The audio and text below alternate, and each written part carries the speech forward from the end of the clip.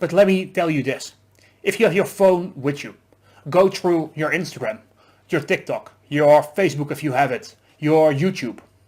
And what I would recommend doing in order to cut off the lines of that negative stream of influence, right, is to go and just unsubscribe, unfollow anyone who's just sprouting negativity. Only follow and keep accounts that have a positive message, right? So, for example, if you're watching this right now, give this video a quick thumbs up and subscribe to my channel, enable notifications, because I am here to give you the motivation and to give you the understanding of what goes on in here that you need in order to move forward in your life, to make that swim towards where you really want to go.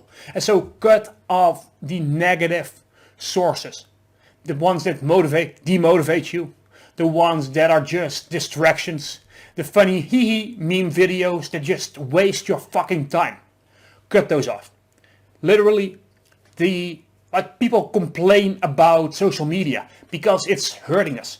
No, it's not. I can open my YouTube right now and you'll only see two things. And it has been that way for like at least 5 years. You're either gonna see music videos, like 1 hour mixes, so that I don't have to worry about putting on a new song every 4 minutes. And on the other hand, you're gonna see things that inspire me, that motivate me. So it's things like personal finance, personal development, motivation, working on myself, those kinds of things, right? Marketing, entrepreneurship. Literally only those things. So if you need some inspiration for that, go and look up people like Bedros Keuilian. Go and look up Fresh and Fit, for example. Go and look up Andy Frisella, I believe. Go and look up some interviews from Andrew and Tristan Tate, if you can find them on YouTube, right? And what you want to do is just go ahead, subscribe to those kinds of channels. And then, as well as that, go and subscribe to channels that are relevant to you, towards your goals. And so what you're going to do is you're going to watch those videos.